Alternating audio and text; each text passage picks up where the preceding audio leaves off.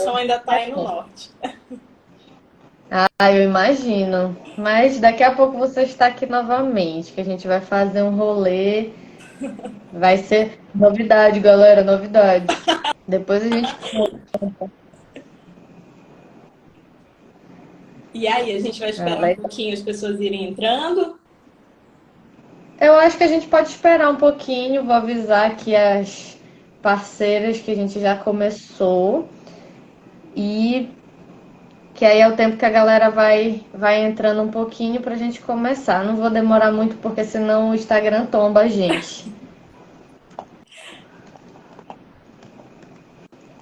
Vocês viram que eu fiz uma modificação do ambiente aqui. A gente está ali com a Ratópolis ao fundo. Aula prática. Aula prática, é bom que qualquer coisa eu possa aqui demonstrar ao vivo.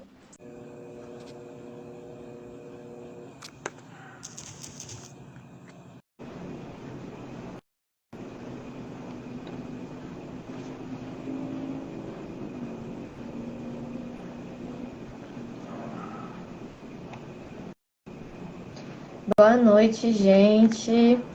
Se não estiverem me ouvindo, vocês podem me falando. Oi, linda! Olá, boa noite, tudo bem? E aí? E aí, quanto tempo? Né? Sempre bom renovar os ares. E aí, como é que tá? Tudo bem? Tudo certo, graças a Deus. Trabalhando aqui também na área, na nossa área ainda, né? Um pouco distante, Assim mas que o é coração bom. ainda está aí no norte. Ah, eu imagino. Mas daqui a pouco você está aqui novamente, que a gente vai fazer um rolê. Vai ser novidade, galera, novidade. Depois a gente. E aí, a gente vai Ah, esperar um legal. pouquinho as pessoas irem entrando. Eu acho que a gente pode esperar um pouquinho. Vou avisar aqui as parceiras que a gente já começou. E que aí é o tempo que a galera vai entrando um pouquinho pra gente começar. Não vou demorar muito, porque senão o Instagram tomba a gente. Vocês viram que eu fiz uma modificação do ambiente aqui. A gente está ali com a Ratópolis ao fundo. Aula prática. Aula prática, é bom que qualquer coisa eu possa aqui demonstrar ao vivo. Ah, assim que é bom. Ai, muito bom. Deixa eu ver aqui o que. Ah, tá. Então tá. Acho que tudo certo. Eu acho que a gente pode ir conversando, que aí depois eu dou uma salvada na live e aí quem chegar atrasado pode ir vendo depois, pra gente. Que a gente vai falar muito, eu acho. Vamos sim. Então, bora lá, gente. Boa noite para todo mundo que está aqui assistindo essa live. Vou deixar a doutora Maluna se apresentar para vocês, para a gente começar a nossa breve entrevista sobre o manejo de roedores com essa expert da criação e manejo e nutrição dos roedores. Então, doutora, pode se apresentar para a galera, para a gente começar a nossa entrevistinha. Boa noite novamente, gente. Meu nome é Maluna, eu sou médica veterinária formada há 2 anos e meio. Trabalhava em Belém, né? Comecei a trabalhar em Belém atendendo exclusivamente animais silvestres, acho que desde sempre, né? Me lancei no mercado com essa proposta de atendimento clínico de animais silvestres. E com 1 ano e meio de formada, eu conheci a medicina de roedores a fundo quando eu comecei a criar os ratos em casa. E eu comecei a me apaixonar, não só pelos ratos, mas pelos roedores no geral, né? Porquinho da Índia, hamster, gerbil, sempre gostei muito. Eu sempre falei muito que o meu animal preferido de atender era o porquinho da Índia, e até hoje ainda é. E aí, atualmente, né, agora eu me mudei de cidade, agora eu moro em Vitória, no Espírito Santo. E aqui eu continuo atendendo animais silvestres de modo geral, só que agora não como clínica, né, mas como intensivista. Atualmente eu faço plantões e Agora é isso, né? Estamos aqui novamente, estou começando a interagir novamente com o pessoal de Belém. A gente tem novas propostas para vocês daqui para frente, mas me convidaram para essa live, eu fiquei super feliz, principalmente por ser um tema que eu sou apaixonada, que é o que eu mais gosto de atender na minha vida, que são os roedores no geral. Linda! Vai ser incrível, tenho certeza. Então, gente, ao longo da semana a gente botou uma caixinha de perguntas para a gente ter uma interação legal, não ficar monótono, né? E a gente ter essa conversa aqui com vocês hoje. Se vocês quiserem ir interagindo também, podem ir escrevendo aí que a gente vai conversando. Então, das primeiras várias perguntas que a gente selecionou, é sobre quais os roedores que podem tomar banho. Importante essa pergunta. Essa pergunta é super importante porque ela me remete ao que a gente mais atende como veterinário, que são erros de manejo, né? Então, é muito importante que antes da pessoa adquirir um animal, ela entenda o mínimo do manejo dele. Então, entender quem pode e quem não pode tomar banho é super importante. Então, eu sempre costumo explicar para o tutor que existem dois tipos de banho, né? O banho úmido, o banho com água, e o banho a seco. E a gente tem roedores que podem tomar o banho de água, banho mesmo normal, e outros roedores que tomam banho a seco. Então, primeiramente, os animais que podem tomar banho de água. O porquinho da Índia, há uma necessidade real de dar banho nele, porque a pele é muito gordurosa, o pelo é muito gorduroso. Então, a gente recomenda banhos esporádicos quando há essa necessidade. E, em contrapartida, a gente tem os banhos terapêuticos também, né, que são recomendados dentro de uma periodicidade, havendo uma necessidade. E outro roedor também que pode tomar banho, mas que, assim, uma vez sim, uma vez nunca, são os ratos, né, a ratazana mesmo, que a gente cria. Eles podem tomar banho, mas lembrando que esses banhos, eles são sem estresse, num ambiente calmo, com muita calma, muita paciência. Sempre que eu recomendo o banho úmido para um tutor, eu passo uma descrição na receita de como deve ser esse banho, né? Um ambiente calmo, um dia que o clima esteja ameno, um lugar sem sons estridentes, não é para pegar o animal e botar embaixo do chuveiro, né? Uma bacia com água rasa, molhando o animal gradativamente, com uma solução de banho adequada e etc. Se tratando dos banhos a secos, né? A gente costuma indicar para hamster, né, que eles tomam um banho com pó de mármore, as chinchilas também, e os gerbis eu não recomendo na clínica, mas eu sei que eles gostam, mas, no entanto, eu não recomendo. E falando desse banho a seco, lembrar que não é pegar uma bacia, colocar pela metade de pó de mármore e deixar lá dentro da gaiolinha do bicho. A gente coloca dentro de uma periodicidade, assim, uma vez na semana, uma vez a cada 10 dias, uma colherzinha de sopa, botou no recinto do bicho, o animal tomou banho, retirou. Porque senão aquele pó que fica ali, o animal fica aspirando. E aquilo pode causar problemas respiratórios, problemas oculares, pelo contato do pó com a mucosa ocular, problemas alérgicos de pele. Então, isso a gente tem que ter cuidado também. Isso é bem importante mesmo, que eles geralmente têm problema de pele se a gente não cuidar dessa frequência. O Recanto dos Bichos até falou, complementou, é bom procurar a necessidade do animal e aproximar o que seria em vida livre.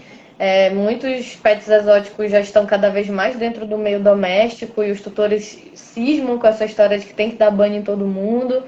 E realmente, teoricamente, eles não precisam assim com tanta frequência, né? Então tem que realmente ter cuidado com isso. Aí a Dani perguntou se os coelhos podem tomar banho. E falar de quem não pode, né? Falar do outro lado, quem não pode sempre tomar bom, banho. É sempre bom lembrar. Sempre bom lembrar. Os coelhos e as chinchilas a gente não recomenda banho úmido de forma alguma. A recomendação de banho para coelhos, ela vai ser exclusivamente numa necessidade de tratamento muito grande. Então, assim, realmente se a gente não tiver outra saída, então vai para o banho, porque o animal fica muito estressado. O animal tem uma desregulação de temperatura muito grande com o banho, né, no caso do coelho. E no caso das chinchilas, é que elas não secam nunca. Além desse fator do estresse, é porque a densidade de pelo delas é tão grande que você não consegue secar. E aí, se você for tentar usar um secador de cabelo, o animal vai se estressar. E, enfim, tem efeitos deletérios absurdos com relação ao estresse nesses animais. Fora de cogitação, galera. Então, bora lá. Vamos para nossa próxima. Qual a recomendação de banho para o porquinho da Índia? É meio que isso mesmo, né? Que ela comentou. Tem uma questão terapêutica que a gente geralmente evita, né? De usar o banho como terapêutica para eles, mas tem essa opção e o banho bem esporádico, se for muito necessário. No porquinho a gente ainda dá uma perdoada. Mas. Qual o tempo que você recomenda aí, Marina, de banho, assim, para tudo? Olha, para os animais de pelo curto, geralmente, assim, se puder dar a cada 6 meses, bem tranquilo. É o mesmo porque que eu tenho receio, eu tenho receio principalmente pela umidade, porque é difícil secar eles completamente. E aí é muito mais fácil eles terem problema, eu receber eles com problema aqui por causa de banho do que o contrário. Então eu prefiro que dê o mínimo possível mesmo. E no caso dos porquinhos, assim, uma coisa que muita gente não se atenta, que às vezes o animal tá com um cheiro forte, tá com aquele cheiro de porquinho, e não é o pelo, não é a pele, é a região perineal. E aí sim, a região perineal, eu recomendo que seja limpa, com gaze, úmida. Muitas pessoas usam óleo mineral e tem um resultado legal. Eu não gosto de recomendar, eu prefiro recomendar só a gaze úmida mesmo. Limpando ali a região do períneo, né? Quando for um porquinho da Índia macho, expor o pênis do animal, tá tirando ali aquela breubazinha, aquela meleca que fica lá no pênis. E realmente você vê que o cheiro do animal muda, que o cheiro é dali, não é do pelo. Então, tá realizando essa limpeza semanal, ela é muito importante também. Isso.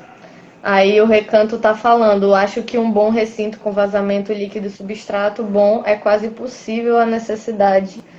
Também tem essa questão, né? Quanto menos a gente sujar eles, é sempre melhor. Enfim, dicas de manejo de uma forma geral que facilitam esse processo de higiene. É verdade, o animal só vai estar sujo se o ambiente estiver sujo também, né? Se for uma gaiola micro, se não for um cercadinho adequado. Né? Isso é válido para todos os bichos, né? Não só para roedores, para aves, para mamíferos, para outros mamíferos, enfim.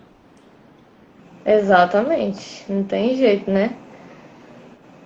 Então, bora lá para a próxima perguntinha. É preciso suplementar os ratos? Essa é uma boa pergunta. Essa é uma ótima pergunta. Essa é uma dúvida que muitos tutores têm, né? Eu preciso dar alguma vitamina para ele? Eu preciso suplementar de alguma forma? Eu sempre digo para o tutor que depende muito. Se o animal tiver uma carência nutricional, é porque a dieta dele pode ser que não esteja ideal.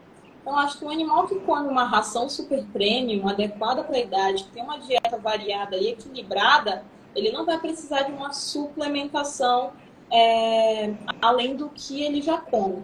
E aí a gente tem outra situação também, né, que é o que eu vejo muito. Você quer suplementar algo, tenta fornecer algo natural ao invés de realmente segurar o animal, dar algo numa seringa para o animal, né? Tenta complementar a dieta. Oi? Medicamento, né? Ao invés de dar um medicamento, né? Então, assim, complementar a dieta também é algo que enriquece o ambiente do animal, faz um enriquecimento ambiental.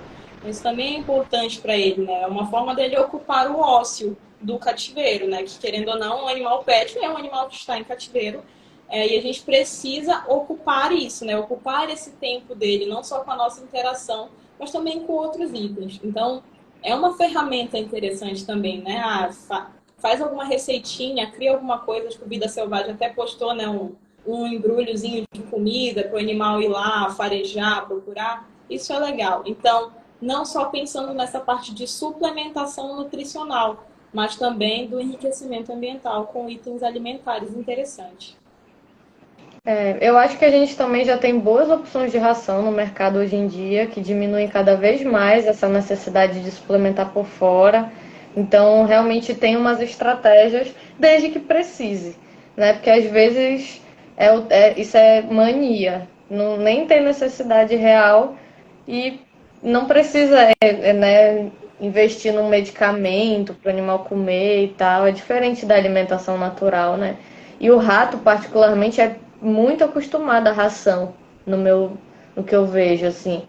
Então é bem mais tranquilo também, eu acho, essa questão. Eles comem tudo, né? Eles comem de tudo e comem muito fácil. Eles não rejeitam nada. O que você colocar, eles estão comendo.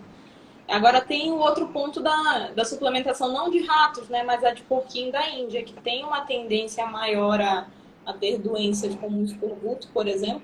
Ele realmente precisa de uma atenção maior no consumo da vitamina C, por exemplo. Por exemplo, não, da vitamina C.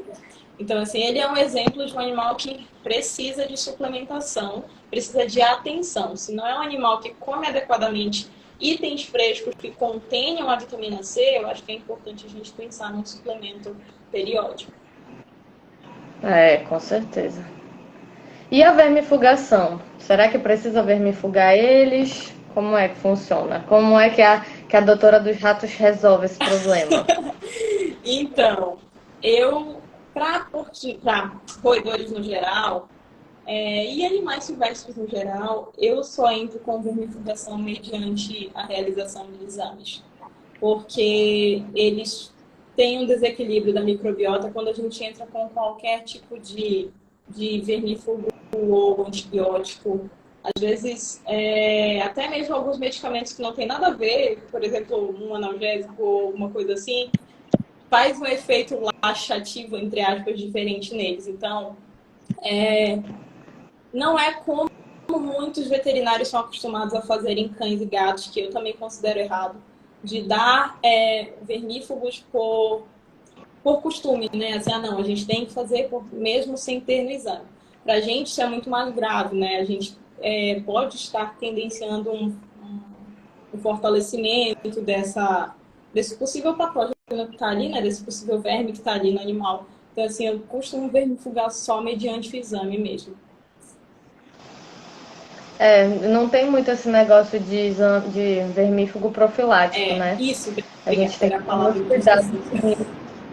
A gente tem que ter muito cuidado com isso mesmo, porque ele é usado para tratamento e não para profilaxia, realmente.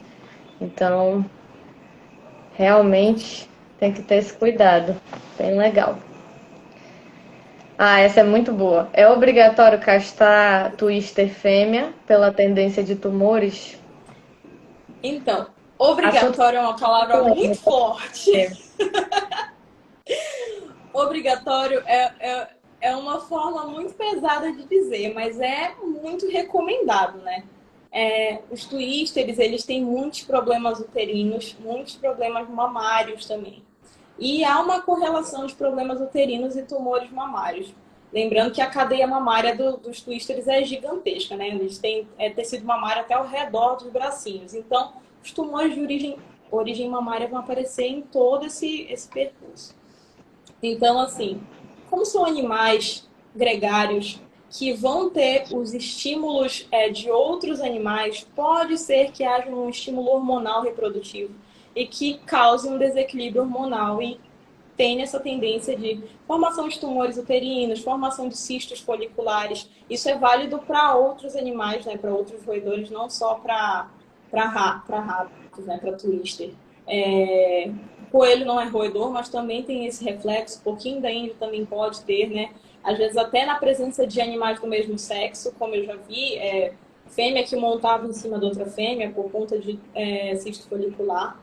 Então, assim, a gente recomenda que pelo menos até os 2 anos de idade os animais sejam castrados. É uma forma de prevenção dessas doenças que podem levar o animal à morte. A obrigatoriedade da castração, eu acho que se eles fossem um pouco maiores, ela seria mais presente. Mas como são animais muito pichichitos e ainda tem essa... A gente ainda está evoluindo muito nessa medicina, né, cirúrgica. Então eu acho que a gente tem que ter responsabilidade. Mas é sempre muito bom castrar. O macho eu acho até mais obrigatório do que a fêmea, porque é mais simples, né, o procedimento. É mais seguro tecnicamente, então Mas é sempre bom. A gente castrou uma hamster há um tempo desses aí, tem cerca de um mês mais ou menos, que ela tinha hemometra já. Aí teve que castrar. Então, faz parte da nossa rotina mesmo. Não é que seja obrigatório, mas a gente está preparado para o caso de ser necessário. Quem tem um bichinho assim já tem que pensar na castração, né? De roedor. Já tem que pensar que um dia, se não for eletivo da pessoa, assim, vou levar o animal para castrar antes de apresentar algum problema, né? Já tem que pensar que um dia ele pode apresentar algum desses problemas e vai precisar de uma cirurgia de urgência, né? É, com certeza. Muito bom. Inclusive, vou parar aqui 5 segundos para fazer o jabá do curso de cirurgia de roedores, que está rolando ainda as inscrições aqui no link da nossa bio, para quem tiver interesse. Inclusive, esse tema é importantíssimo e a gente vai fazer um curso sobre isso. Tem uma perguntinha aqui da Dani. Tem um casal de chinchilas e eles nunca cruzaram. Por que será? Essa é uma excelente pergunta. Acredito que a gente precisa complementar essa avaliação clínica com exames, né? Exames de ultrassonografia, exames de sangue, para saber o que pode estar acontecendo. Se há algum mecanismo de baixo hormonal ou alguma coisa. Mas as chinchilas, elas são bem delicadas com relação à reprodução. Eu não sei de onde a Daniela, acho que ela pode comentar aqui, mas quando o ambiente da chinchila não é ideal, os animais realmente não são receptivos para a monta, né? Não são receptivos para reproduzir. E acaba que não acontece mesmo. Até mesmo aqui em Vitória, eu já vi uma tutora que falou assim, olha, não reproduz, e aqui o clima não é como é o clima em Belém, por exemplo, não sei de onde a Daniela mais uma vez, mas que os animais aqui não reproduzem também. Então, Castanhal. Castanhal. Castanhal, é quente pra caramba. Então, assim, ainda que a gente forneça um ambiente ideal, né, um ar-condicionado, alguma coisa assim, eu sinto que os animais percebem o ciclo circadiano local. Isso pode interferir nesse período reprodutivo, sim. Então, correlacionar com o exame clínico, correlacionar com manejo ambiental, manejo da dieta também e tudo mais. Consultem com Chinchila é um bicho. Chinchila é um bicho meio à parte, né? Eles são bem sensíveis a muita coisa, assim. Eu percebo que a criação ela é bem específica mesmo. Chinchila e coelho, né? Eles são os gatos da medicina. É verdade. É isso mesmo. Aí o Ataíde perguntou se ele pode usar lenços umedecidos na higienização do porquinho da Índia. Pode, desde que esses lenços sejam adequados para cães e gatos, né? O que eu recomendo, eu espero que um dia a marca me patrocine, mas o lenço umedecido da Cafuné, ele é muito bom, o cheirinho é bem neutro e ele limpa muito bem. Inclusive, eu cheguei a usar para banho nos meus ratos, né? Porque eu faço só o banho por cima mesmo, utilizando esses lencinhos umedecidos, e o da Cafuné foi o que me deu o melhor resultado. Eles não se incomodavam com o cheiro. Ah, legal. Boa dica para os criadores de porquinho que precisam mesmo de ajuda nessa higiene aí que não é fácil. Bora lá. Quais brinquedos não posso usar para os meus roedores? Não pode usar, vale frisar a negação da pergunta. Não pode usar. O que eu não recomendo para roedor.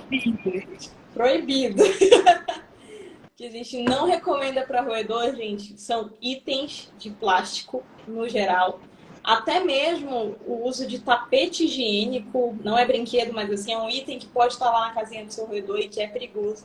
Assim, itens de plástico, itens que têm origem tóxica, né, caso sejam ingeridos. Brinquedos que o animal pode roer e engolir, que são feitos de plástico, eu não recomendo de jeito nenhum. Um item que não é brinquedo, mas que eu vejo muitos tutores utilizando e que eu não recomendo, não sei você, Marina, mas são as pedras de cálcio. Os ossinhos de ciba, aquelas cenourinhas que você compra no pet shop, que você coloca lá. Não é um brinquedo, mas é vendido com a propaganda de que isso desgasta os dentes. Na verdade, tem outras formas saudáveis de você desgastar os dentes. incluindo o manejo com a alimentação ideal, mas também com itens naturais para que o animal roa, né, de forma adequada. Não uma pedrinha de cálcio que pode causar problemas de compactação gastrointestinal, né, impactação gastrointestinal, acúmulo de sedimento em bexiga, até formação de cálculos. Então, esses itens eu não recomendo. Nenhum item que, se você olhar assim e pensar assim, será que ele pode mastigar isso e engolir? Vai fazer bem? Então, se você vê que não é um item digerível, então a gente não recomenda. O que aconteceu? Foi um foguete do nada. Ai, coisas que só acontecem ao vivo. Enfim. Agora, assim, o que eu recomendo, que é inclusive o que eu uso muito com os meus animais, é o que eu acabei de falar, são os itens naturais, né? Então, assim, brinquedinhos de madeira, brinquedinhos feitos de feno, brinquedos de madeira no geral, eu gosto muito. Até, assim, brinquedos de papel natural, né? Papelão natural, sem tinta. Então, isso é legal para colocar para os roedores, eles interagem de uma forma bem legal. É engraçado porque esse negócio da pedra de cálcio eu parei de usar porque tu disse no vídeo que não era mais para usar. Tá proibido. Eu vi, aí eu falei, a Maluna disse que não é melhor não, então eu não vou mais usar esse negócio. Então, acho que até tem uma ali. Tem uma pedrinha ali, mas por qual motivo? Vou me justificar também, que eu botei ali, então eu tenho que justificar por que eu tô usando. Porque eu tenho uma filhinha que ela rói a gaiola. Então, e não rói os itens naturais. Então, entre ela roer a gaiola, né, que vai acabar ingerindo metal, eu prefiro que ela roa uma pedrinha. Então, assim, dos males, o menor. Mas os outros animais nem chegam perto da pedra. Por quê? Porque eles têm itens de enriquecimento para roer e desgastar os dentinhos de uma forma legal. Então, aí, às vezes, o animal está numa gaiolinha minúscula, não tem nada para ele roer, só o que tem para ele roer é essa pedra. Então, ele vai roer a pedra. E aí, o tutor chega com a informação assim: ai, mas ele adora. Claro, ele não tem o que fazer. Então, ele vai roer isso mesmo. Se ele não roer isso, ele vai roer o pote. Então, é assim, observar mesmo o animal e dar a chance dele roer coisas interessantes. São roedores, eles vão roer tudo mesmo que tiver pela frente. Sim, sim, muito boa dica mesmo. A gente tem que avaliar cada caso de uma forma, né? Não tem jeito. Porque cada rata é de um jeito, e aí às vezes não tem o que ser feito, mas é muito bom essa questão de priorizar o natural sempre, né? O Recanto até falou que ele usa como enriquecimento os cachos de coco, sem o coco, também é legal, já usei, também funciona super bem. Aí o Ayrton tá perguntando se pode oferecer brinquedos de sisal. Brinquedos de sisal eu não costumo colocar porque alguns sisais eles são encerados. Então, assim, entre ter que explicar para o tutor, não vá atrás do sisal não encerado, eu prefiro não recomendar. Então, assim, se você for comprar um brinquedo que seja de um pet shop e tiver sisal, provavelmente aquele sisal é o sisal adequado para o seu animal. Então, isso vale até como uma dica para quando a gente vai comprar. Compre de lugares confiáveis, não adquira brinquedos aleatórios. Você não sabe a origem, não sabe como são feitos. Então, compre em pet shops, compre em casas agropecuárias, que aí realmente aquele material que está ali, ele foi confeccionado para consumo, né? Para ser um brinquedo de um animal que pode vir a roer aquilo. Isso é bem problemático, né? Porque nem a gaiola muitas vezes é adequada. É bem frequente a gente ouvir relato do tutor falando que comprou a gaiola no pet shop junto com o animal, e aí vem o kit da destruição, né? O animal, a gaiola minúscula de ferro e o mix de semente. Caixão e vela preta, praticamente, Não, né? a gente está esquecendo do granulado higiênico ou daquela serragem cheia de pó. Ainda vem a serragem, ainda vem a maravilha, né? No fundo da gaiola. Ai, gente, é bem engraçado. E, tipo, geralmente a Maravilha tem a cara de um roedor gigante na capa. O Mixi também. Então, como é que o tutor leigo não vai saber que aquilo é adequado ou não, né? Ele não tem essa obrigação mesmo de saber. Por isso que é tão... Eu gosto muito consultas que são para ajeitar manejo, porque a gente assim tem uma conversa sincerona com o tutor e parece que a vida dele muda completamente, e a do animal também. Porque realmente eles não sabem, né? Então Então, acaba que a gente tem que então fazer isso mesmo. eu atendi ultimamente um animal que foi comprado de um pet shop grande aqui da região. E o animal, um pouquinho da Índia, o animal veio com todos os erros de manejo que vocês imaginaram. Um pouquinho da Índia, de 2 anos, que há 2 anos nunca tinha tomado banho. A tutora me relatou que ele já havia tomado banho, tomava banho uma vez na semana. Eu já achei muito, porque eu vi aquele pelo mega gorduroso, todo grudado, eu achei super estranho. E aí ela me explicou como que ela dava banho. Eu perguntei, né, qual shampoo que você usa? E ela falou, não, shampoo não, a gente pega o pozinho e joga em cima do porquinho.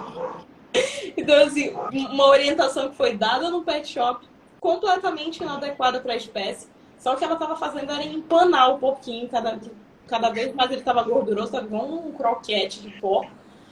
E super errado. Então, assim, no retorno de consulta, né, após o tratamento com banho terapêutico, porque o animal já tinha uma piodermatite, o animal veio com pelo brilhosíssimo, né? Animal penteado, cheirosinho. Então, assim, o brilho nos olhos da tutora me ganhou. Assim, foi uma recompensa gigantesca, porque era algo que ela realmente não sabia. É, é real. Ixi, já teve balconista que disse que nem tinha veterinário para esse tipo de animal. E o animal chegou doente, assim, e a pessoa disse que nunca procurou porque não sabia que existia, enfim. A Kelly comentou que já perguntaram pra gente se madeira não era perigoso também, porque eles podem engolir, fazer mal. É bom lembrar que alguns materiais devem servir só para desgastar e não engolir. Tentar dar uma protegida, né, de repente, Acho que depende no da madeira, material. né? Depende da madeira. Tem É, também. madeiras, né, que justamente não são as adequadas para pets. Elas realmente soltam aquelas farpas. Então é sempre tomar cuidado com o material. Quando eu vou comprar caixinhas de madeira, casinha de madeira, eu costumo procurar o que é de pinha. Não lembro o nome. Mas eu tenho anotado até. Eu sempre vou lá e vou procurando assim. Mas isso é de que material? É feito do quê? Ou quando não, de árvores de frutas comestíveis, né? A gente procura madeiras dessa origem, geralmente, para fornecer para esses animais com enriquecimento. Porque vai que, né? Não dá pra garantir sempre. Aí o Recanto até comentou que para gerbil e hamster eu nem gosto de usar gaiola, acho legal terrários, eu também prefiro o terrário. Infelizmente não é todo tutor que tem condições de ter terrário, mas eu também acho uma opção muito, muito melhor do que a gaiola. E E é ele uma diz que luta indica. ideológica, né? Isso é uma luta ideológica, porque as pessoas já têm É na verdade. cabeça que a casinha do hamster é aquela gaiolinha que na verdade é uma gaiola de transporte, né? E que é Sim, aquilo ali com aqueles túneis de plástico, ó, perfeito, olha aqui os túneis de plástico, ele tem todo o espaço que ele precisa. E aquilo é uma gaiola de transporte, não é uma gaiola para manter o animal.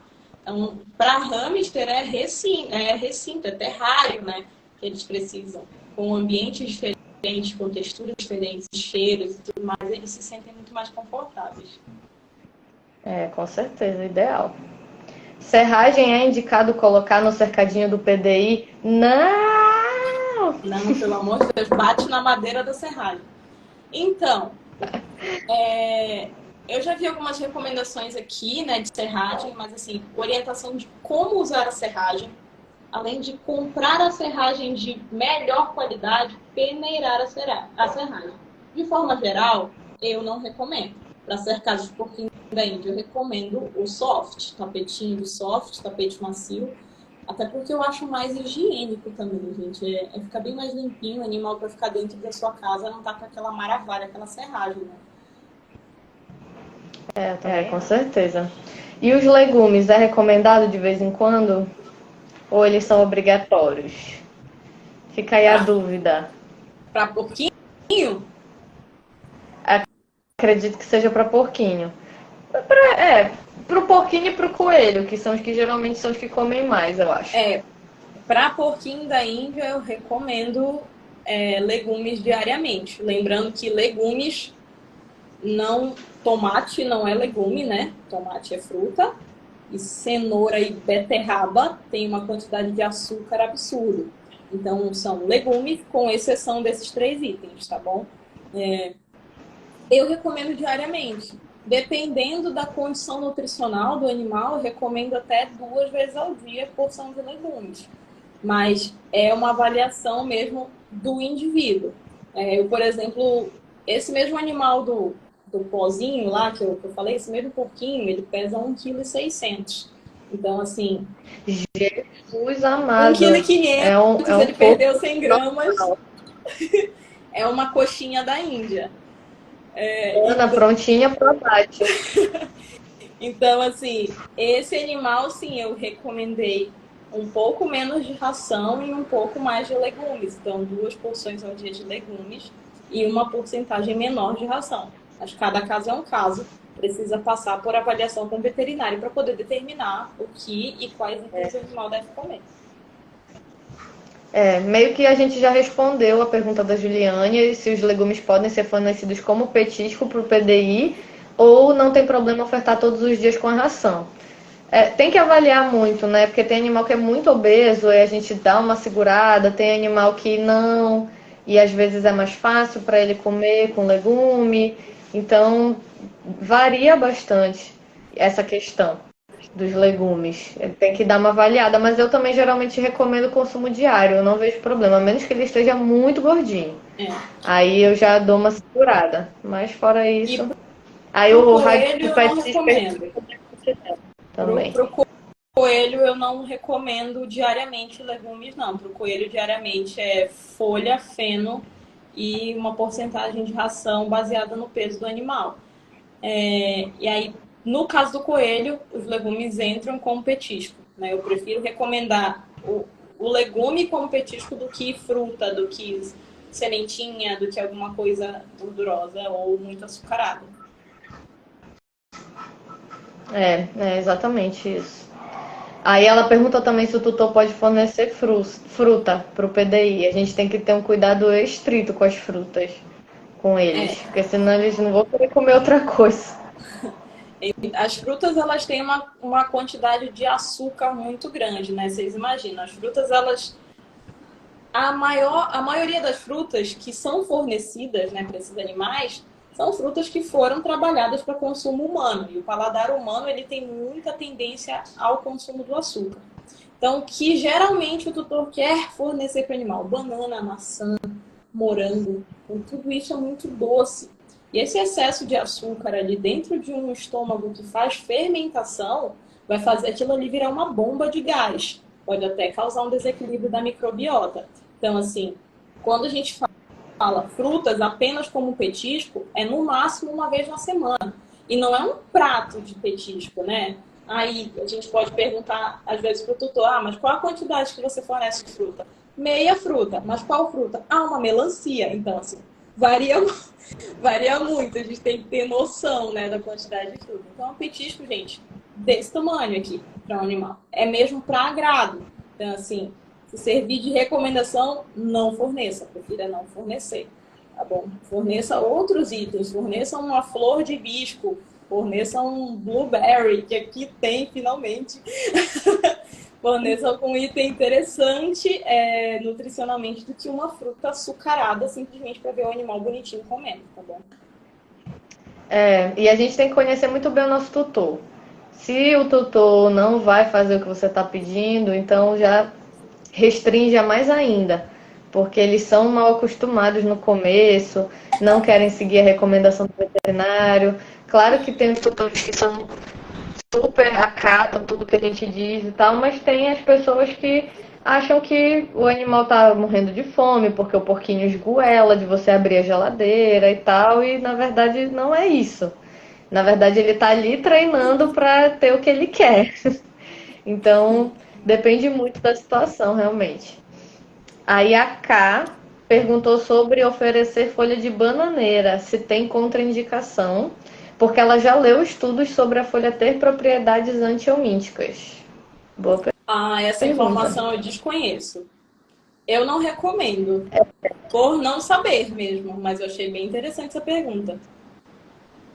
E aí, Eu Maria? também nunca recomendei abertamente porque eu não sei se. Não sei também. É, teoricamente, não acho que faria mal, por ser de bananeira, né?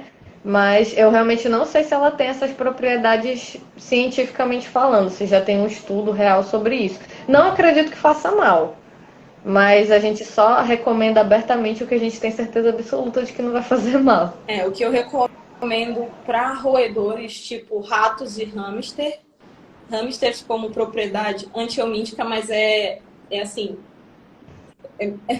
não é cientificamente comprovado que aquilo vai ter uma ação antiomítica para esses animais. Mas assim, eu peço para fornecer esporadicamente as sementes de mamão. Não sei se chega a fazer isso aí. Sementes de mamão é bem legal. E Sim, eles adoram. sim. Tem várias coisas naturais que tem sido bem bacana assim de fazer até para aves também. Eu acho bem legal, bem interessante mesmo o uso. Mas falta Aí o um Recanto até estudo. falou, esse que é o ruim. A gente, assim, tem algumas coisas que quando eu vejo que funciona bem, até que eu dou uma indicada, mas eu tenho receio também. Principalmente, o coelho, por exemplo, é um animal que eu não indico nada. Porque até o que a gente sabe faz mal, às vezes, para eles. Então, coelho eu não indico absolutamente nada de diferente, porque eles são terríveis para isso.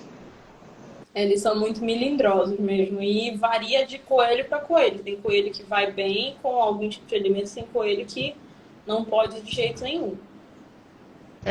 Exato.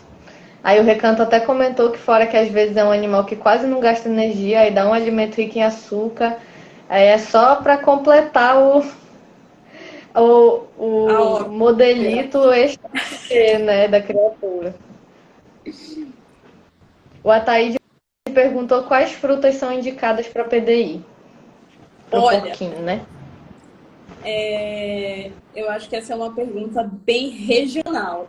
Porque, por exemplo, quando eu estava aí em Belém, não só para porquinho da Índia, mas para outros animais como aves, papagaios, enfim, eu falava para a pessoa sempre procurar frutas regionais. Então, cupuaçu, ingá, biribá, são alimentos naturais e que não foram trabalhados geneticamente para poder ter uma quantidade de açúcar que agrade o paladar humano.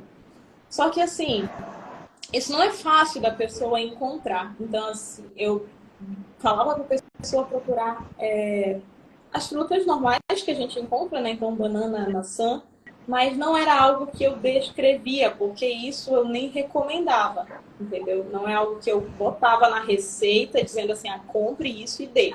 Não, eu falava para a pessoa, dava a opção, mas não escrevia. E aí aqui, né, se a pessoa perguntar aqui no Sudeste, aí eu vou recomendar mirtilo, blueberry, né, que são frutas que já tem alguns estudos que indicam que elas melhoram, que elas melhoram não, que elas impedem a adesão das bactérias na parede da bexiga, então são frutas que nos ajudam nesse trato urinário. Então, assim, se for para dar um petisco que seja uma fruta que tenha algum reflexo positivo para esse animal. E você, Sim, Marina? sim, com certeza. É bem isso mesmo. Eu evito ao máximo indicar qualquer tipo de fruta, porque eu tenho receio da pessoa se empolgar quando vê que o animal está gostando muito e acabar alterando a dieta dele, porque eu já tive muito problema odontológico nos animais por conta de consumo excessivo de fruta, porque o animal não quer comer o feno de jeito nenhum para comer a fruta. Então eu também tenho um certo receio de prescrever abertamente. Eu falo isso mesmo, a questão do petisco, muito ocasional, se, assim, só para fazer mais a nossa vontade do que a do animal propriamente dito, na minha opinião. Uhum, é Mesmo. mesmo. E eles viciam o paladar, né? Eles ficam realmente viciados no açúcar. Coelho é impressionante. Você descasca uma banana dentro da sua casa, o coelho vem parar no seu pé. Porque assim, eles ficam muito É, viciados, né? É incrível isso. Eu já tive, assim, a maioria dos problemas que eu já tive de abscesso por hipercrescimento dentário foi em coelho que comia fruta, que só queria saber de comer a fruta. Uhum, Aí é um terror, porque gera um problema, uma complicação enorme por um erro de dieta, né? Na verdade. é verdade. É bem isso mesmo.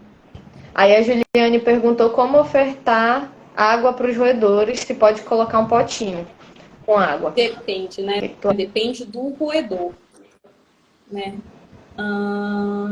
Acho que depende do roedor. Eu estava até discutindo isso com a Ayrton ainda agora, que as chinchilas, por exemplo, elas bebem água em vida livre, né? Elas bebem água do orvalho, né? A água que cai do orvalho nas folhas, elas vão lá e lambem. Então, assim, existe o hábito delas de precisar lamber o bebedouro para poder ingerir a água de uma maneira adequada. Mas, assim, sendo rato, porquinho da Índia, gerbil, eles aceitam tanto água no potinho quanto água do bebedouro de bilha, que é aquele bebedouro que tem a bolinha na ponta. Já a chinchila, ela prefere daqueles bebedouros que é um círculo, que é um canudo e tem uma pontinha, que é justamente para ela fazer esse ato de beber aquela gota. É bem isso. Depende muito do animal. Tem animal que não se adapta de jeito nenhum ao bebedouro. Eu, particularmente, não gosto do potinho. Eu acho que é mais fácil de manter a higiene do próprio recinto no bebedouro. Mas tem animal que não aceita de jeito nenhum. Porque se molha, aí me incomoda esse negócio dele ficar se molhando, molha o recinto, aquela confusão. Mas tem animal que não se adapta ao bebedouro de jeito nenhum. E tem a questão do bebedouro de esfera para o bebedouro de ponta. Tudo isso afeta. Então, é uma questão bem individual. Quando eu pergunto e eles dizem que os tutores falam que o animal já bebe água bem do jeito que tá, aí eu já até evito mexer nisso para que eles não se afetem de não querer tomar mais água só porque o bico do bebedouro tá diferente. Aqui eu já peguei um porquinho da Índia que bebia água muito bem num bebedouro de chinchila. E aí esse é o tipo de coisa que eu nunca tinha visto na minha vida. Porque geralmente é o contrário, eles não se adaptam de forma alguma. Então, esse foi o único caso exclusivo que eu não mexi no bebedouro, porque eu falei assim, bom, o animal já bebe. Só que eu falei para a tutora foi, além desse aqui, vamos colocar também um bebedouro de porcelana. E aí, falando de bebedouro de pote, né, de pratinho, com relação aos ratos, como eu tenho aqui, eu me faço um preparo psicológico no dia que eu vou fornecer água no pote para os ratos, porque além de beber, eles também se banham. Então fica uma piscina no Um caos. recinto. É o dia que eu vou limpar a gaiola, é o dia que eu vou colocar a bacia para eles fazerem essa higiene deles por conta própria. É. Não tem coisa melhor do que a gente ir vendo como é que o animal se adapta, né? Aí a Letícia perguntou quais folhas PDI pode comer. Sempre vê almeirão, mas nunca encontra para comprar. Aqui talvez em Belém seja outro nome. Também tem essa questão. Então, o almeirão, eu também, os tutores nunca encontraram. Os meus tutores nunca encontraram aí. Não sei se é outro nome, mas eu também nunca vi almeirão aí. Mas quem já estagiou comigo até conhece a minha frase. Couve, almeirão, ruco de carola. Então, assim, folhas verdes escuras, tá? Couve, almeirão, ruco de carola. Essas folhas você pode fornecer. Tendo cuidado com a couve, né? Porque ela tem muito cálcio. Então, assim, não fornecer diariamente, porque esses animais tendem a formar cálculos urinários por conta desse depósito excessivo de mineral na bexiga. É. E aí a pergunta que não quer calar: o rato, o hamster e o gerbil também precisam comer feno? Então, não é uma necessidade por conta de uma particularidade anatômica, como é no caso de um porquinho da Índia ou um coelho, que devem comer feno para poder ajudar no desgaste dentário. Mas é claro que o feno é um alimento rico, é um alimento fibroso, e que se o seu animal consome, vai fazer muito bem para ele. Aqui eu já forneci algumas vezes o feno, os meus animais não gostam, mas eu recomendo, por exemplo, para gerbil, porque funciona como uma ferramenta de enriquecimento ambiental. O gerbil vai entrar no feno, vai sair, vai levar para a toca. O mesmo para hamster também. Pode fazer uma caixinha com substrato ali, ele vai tanto comer quanto entrar lá dentro, mergulhar e brincar com aquilo. Então, assim, eles podem comer, você pode fornecer, é um alimento nutricionalmente ok para dar para roedores no geral. Aí a Dani tá falando que as chinchilas dela amam semente e que ela dá como petisco bem difícil. Que assim, deve ser com pouca frequência, né? Aí ela tá perguntando se faz mal. São os assuntos polêmicos da nutrição de roedor, a fruta e a semente. Então, as chinchilas, elas até podem comer sementes, né? Depende muito da semente e depende também dessa frequência, né? Então, assim, eu já atendi chinchila aqui que comia amêndoa, e amêndoa é uma semente grande e muito gordurosa. Comia amêndoa todos os dias comia uma. Então, esse animal tinha o colesterol e o triglicerídeo altíssimo. Então, assim como para nós humanos comer coxinha e batata frita todo dia faz mal, para esses animais comer uma quantidade de gordura que está presente nas oleaginosas todos os dias também vai fazer mal. Então, ter cuidado com esse fornecimento excessivo, tá bom? E aí depende do tipo que você está dando. Isso. E o tipo da semente também é o mais importante, eu acho. E aí, aproveitando esse gancho, um hamster pode ter proteína animal quantas vezes por semana? Eu achei meio complicada essa pergunta, mas assim... Vamos primeiro falar sobre a proteína animal na dieta. Exato. Que tipo de proteína você está adicionando na dieta? De onde vem? Para hamster, o que a gente recomenda é fornecimento de ração super premium. Então, assim, não há uma necessidade de adicionar uma proteína animal na dieta. Mas se quiser fornecer com muita cautela e como petisco, uma vez na semana no máximo, tá bom? Como petisco. E lembrando que, assim, o hamster é um animal que existem raças, né? Existem espécies, quer dizer, de hamster. Então, eu posso ter tanto um hamster de 30 gramas quanto um hamster de 100 gramas. Então, assim, para qual animal eu estou falando? Qual é o tamanho do petisco para cada um desses animais? É preciso ter um pouco de noção nesse sentido. Com certeza. Tem que dar uma avaliada, porque tem que fazer um estudo da nutrição de uma forma geral, né? Para ver a real necessidade, porque às vezes não é necessário introduzir a proteína animal para eles que não são carnívoros. Eles são herbívoros, então talvez nem seja necessário. Tem que dar uma avaliada boa mesmo nisso. Aí a Dani tá falando que ela percebeu que as chinchilas quase não bebem água e se isso é normal. Ela diz que o bebedouro deles é aquele que tem uma bolinha na ponta, de esfera, né? Então eu vou falar para Dani agendar uma consulta com Vida Selvagem. Eles vão orientar o melhor bebedouro para chinchila. E você vai saber por que não é o bebedouro de bilha, por que não é o bebedouro de bolinha, né? Que é esse da esfera na ponta. Então. É uma questão, né? A gente tem que fazer uma avaliação, porque não é normal nunca o animal não tomar água adequadamente. Isso é sempre uma coisa que a gente tem que questionar por que isso está acontecendo. Tem que sempre dar uma boa avaliada nisso, porque às vezes realmente é só isso, é só mudar o bebedouro, que às vezes isso faz toda a diferença. Então, às vezes é um problema dentário. Vamos bater esse papo no cantinho, que aí depois a gente conversa melhor. Eu já peguei animais com problema dentário que o tutor trouxe para consulta porque não bebia água. Aí ele, mas o que tem a ver? Eu falei, a linguinha do animal tá ali, ó, tá saindo para lamber a água. Então tá roçando na pontinha de dente, tá cortando a língua. O que ele vai fazer? Ele vai parar de beber água para não sentir dor.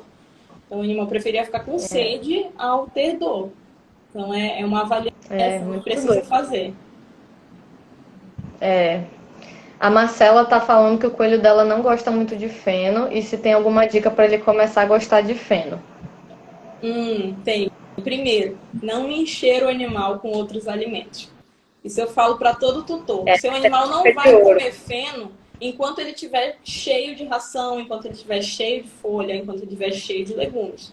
A gente precisa equilibrar essa dieta, equilibrar o fornecimento dos outros itens para que ele tenha interesse no feno. Mas, em contrapartida, eu também tenho um animal que já come errado por um determinado tempo e aí ele não tem o hábito de comer o feno, ele nem reconhece o feno como alimento. E também tem um animal que tem pontas de esmalte dentário grandes que impossibilitam ele de mastigar o feno. Então, assim, não é que ele não queira comer, é que ele não consegue. O dentinho está com ponta dentária e não está mastigando o feno como deveria. Então, assim, precisa avaliar o animal. Não só a questão nutricional, mas a questão anatômica, a saúde do animal no geral. Precisa ser avaliada para a gente poder desvendar o que está acontecendo. Você tem que diagnosticar por que esse não gostar, né? Porque o coelho, como um animal bem seletivo, tem vários motivos para ele não querer comer o feno direito. Às vezes é porque tem muita fruta, às vezes é porque tem muita ração. Depende muito da situação. É bom mesmo fazer um check-up para ver por que ele não está comendo. Porque o feno, particularmente, a gente não tem a opção de não fornecer, não é que nem a ração. Ele tem que comer muito. Então, tem que ter essa avaliação quando se trata de feno, porque ele precisa comer, porque senão vai virar uma bola de neve. É um problema que puxa o outro. É mesmo.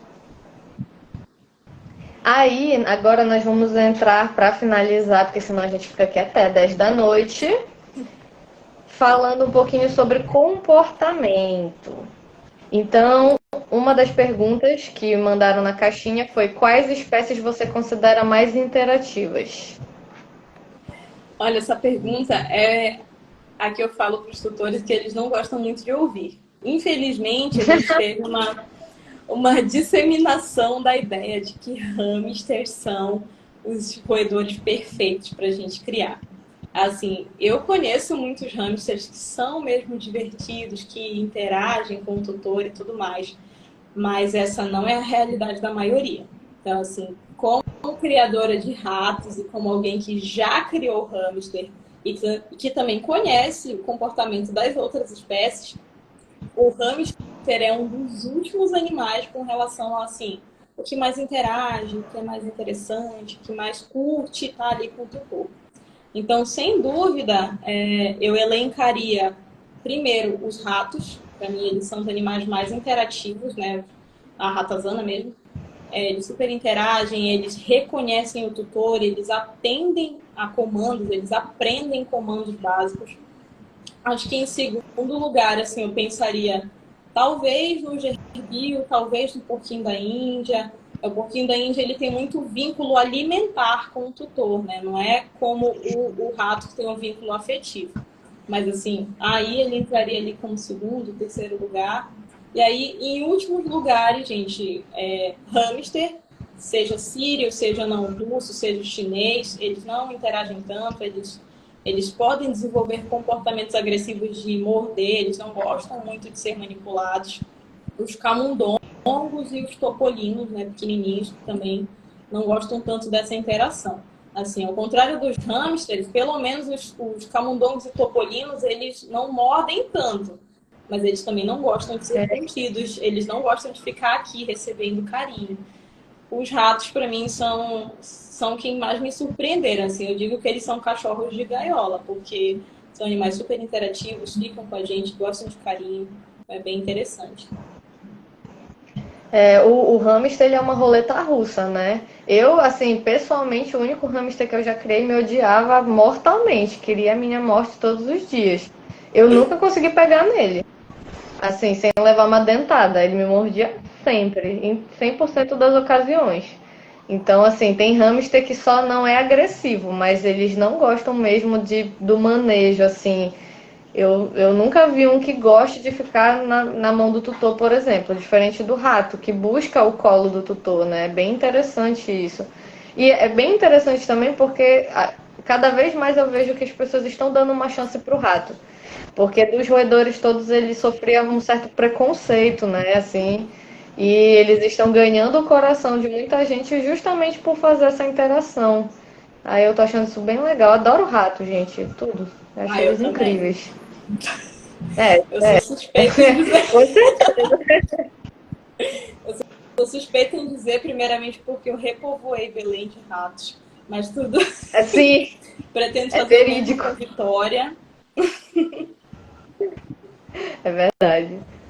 Aí a Juliane perguntou se ela deve manter os PDI juntos, o que é uma pergunta parecida com o que aqui mandaram na nossa caixinha também sobre PDIs adultos e filhotes recém-nascidos, se eles podem ficar juntos. Bom, eles têm comportamento agonístico também, né? Eles podem ter briga, então, assim, é uma avaliação que precisa ser feita. Tanto o PDI como coelhos, né? Eu indico fazer a introdução de animais novos num ambiente neutro, que não tem o cheiro de nenhum dos dois animais, e observar bastante, gente, porque geralmente ocorre briga. Os animais têm que ser acostumados desde bebezinhos, né, e a crescerem juntos, para poder não ter esse comportamento de hierarquia tão grande. E as brigas são muito feias, né? Você imagina, um animal que tem um dentão gigante que foi feito para roer coisas duras, dando uma mordida no outro, assim, então podem ter acidentes bem graves, não só com porquinhos, mas com ratos isso acontece muito também. Com coelhos, eu já tive um paciente que veio a óbito por mordida, porque mordeu a artéria da orelha e o animal sangrou até morrer, infelizmente. Então, assim, Eita. tem que ter muita cautela. E antes de você introduzir um animal novo, né, no cercado, procurar a orientação de um veterinário. Agora, sim, se os animais já convivem juntos, se podem seguir a vida juntos, tudo bem, podem viver juntos. Mas não é uma exigência, né? O porquinho da Índia não é um animal gregário, como o rato é. O hamster também não, o hamster é bem territorialista, é ideal que eles sejam solitários mesmo. Mas os ratos é obrigatório que você tenha mais de um rato no recinto. Tem que ter esse conhecimento biológico mesmo, né? Eu recentemente tive uma tutora que tentou introduzir um macho de porquinho menor do que o outro, e enquanto eles tinham menos de 6 meses de idade, deu tudo super certo. E aí parece que girou uma chave no macho mais velho agora, que ele subitamente começou a agredir o outro. Aí é de praxe. É impressionante como toda vez que eles atingem a maturidade é sagrado que eles vão brigar. E eu sempre falo isso, que eles vivem muito bem juntos, sim. Eles não vão morrer de tristeza nem nada. É só você interagir com o animal, que ele fica bem tranquilo. E às vezes é até melhor do que ele ficar com outro que vai só mais estresse na vida dele, né? É mesmo. Então, assim, muitas vezes a castração resolve, né, esse comportamento. É tudo assim, vamos ver se a castração vai resolver. No meu caso, não são porquinhos, né, são ratos. Eu tinha um único rato castrado, um outro rato não castrado, um outro rato fértil, todos machos, tá? E eu introduzi 2 novos machos. Apesar de ter feito a introdução gradual, eu tive muitas brigas mesmo, brigas sérias, entre os ratos não castrados. E eles brigavam entre si, menos com o que era castrado. Então, assim, o que era castrado, eles ignoravam. Era mesmo comportamento hierárquico. Eles, com o não castrado, eles tinham um comportamento de empurrar, de boxear, né? Que é o que eles geralmente fazem. Mas entre eles era dentada mesmo, era mordida. E aí eu castrei todos os 3 aqui no Hospital Silvestre. E no mesmo dia após castração, eles estavam na baia de internação, abraçadinhos. Então, assim, foi impressionante. Foi impressionante. Ninguém precisa brigar por mulher mais, nós estamos só para amor agora. Então é isso, é uma avaliação que você tem que fazer mesmo do animal. Gente, castração é vida. Vamos falar sobre isso. É até a pergunta da Juliane. Castração pode mudar um comportamento ruim de um coelho? De todos eles, na verdade. Melhora assim 100% no meu ponto de vista essa questão. Sim. Até de marcação de urina, né, de vários lugares, melhora bastante. Com certeza. Aí a Kelly até relatou que a gente tem uma tutora que tem 4 porquinhos machos que vivem brigando e tendo abscessos. A gente já operou 3 por conta de briga, porque já era um abscesso gigante, e aí a gente já entrou na sala de cirurgia com 3. A gente está falando que ela está querendo fechar os 4 para poder castrar eles, porque é bem característico mesmo isso. Eles vão brigar e não vai ter jeito, tem que castrar, é a melhor solução.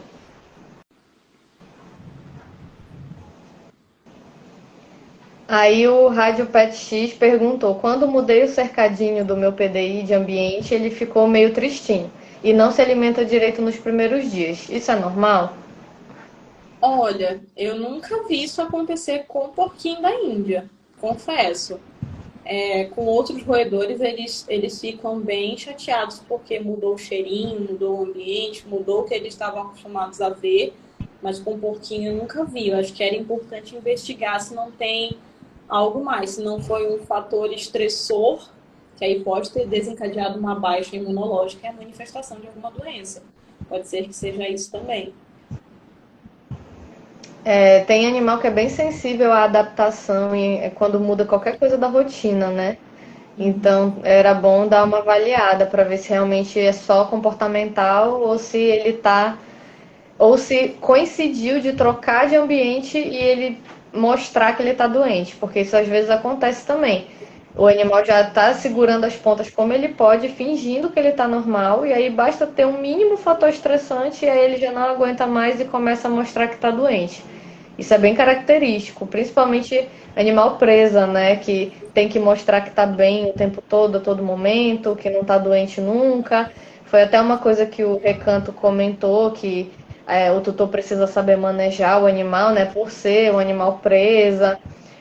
Então, é bem característico, assim, quando a gente vê o animal todo dia, a gente acaba se treinando para saber quando é que ele não está bem. Porque eles realmente é difícil eles demonstrarem. Tem que estar muito ruim para começar a demonstrar. Então, talvez seja isso também. Era bom dar uma verificada para garantir que ele esteja 100% e que é só mesmo estresse de adaptação, isso aí.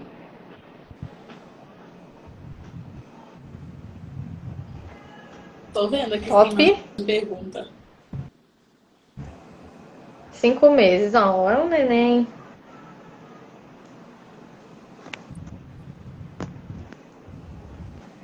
Eu acho que são essas as perguntas que a gente respondeu da caixinha, já foram todas, eu acho. Gente, mais alguém tem mais alguma dúvida? Aproveitar essa presença ilustríssima diretamente de Vitória, aqui ao vivaço para vocês. Se mais alguém tiver mais alguma dúvida, eu achei muito legal. Eu acho que a gente conseguiu falar assim, mais ou menos de pontos bem importantes da criação dos roedores. Achei bem legal. Queria te agradecer mais uma vez, Maluna, pela disposição. Sempre uma querida, sempre um amor, topando todas as nossas empreitadas. E aguardem, porque nós temos novidades com essa pessoa. Não vai ser a última vez que ela vai aparecer aqui para rechear os nossos corações. Aguardem que a gente está preparando um rolê aí para vocês. Vem aí uma coisa muito forte. Vem aí, vem aqui é forte. Acho que a gente não tem mais perguntas, Aí, gente, a Maluna foi a nossa primeira convidada da Live Selvagem. A gente pretende fazer todo mês essas lives para trazer os convidados mesmo, que a gente sempre fala muito, né, aqui, mas a gente quer mostrar para vocês também outros profissionais da área, a gente quer que eles compartilhem as experiências deles aqui com a gente. Então a gente pede para seguirem a gente, ativarem o sininho, sigam a Maluna também, que ela sempre posta coisas muito legais. E aí a gente pretende fazer isso todo mês com novos convidados, para a gente sempre estar fazendo essa interação bem bacana aqui para vocês. Eu vou tentar deixar a live gravada, porque eu ainda sou meio nova nessas tecnologias, mas eu vou tentar deixar aqui nos destaques nossos, tá bom? Muito obrigada para todo mundo que ficou até aqui, que assistiu, que interagiu. Foi muito legal trocar com vocês, muito bacana mesmo. E Maluna, linda, sempre perfeita. Muito obrigada também por ter aceitado esse convite. E é nóis, sabe que é nóis. Ai, gente, eu que agradeço o convite. Eu adoro falar, principalmente eu adoro falar de coisas que eu amo, né? Que eu sou completamente apaixonada pela clínica de roedores. Era o que eu mais atendia em Belém. Infelizmente não é o que eu mais atendo aqui no Espírito Santo. Aqui o que eu mais atendo são calopsitas, né? As aves aqui, elas dominam, são 95% dos atendimentos. Então, eu estou carente de falar desses bichos que eu amo. Então, Tem que vir visitar a gente aqui, então, de vez em quando, para saciar isso aí, entendeu? E é isso. é mesmo, tem que voltar e abrir agenda para ir.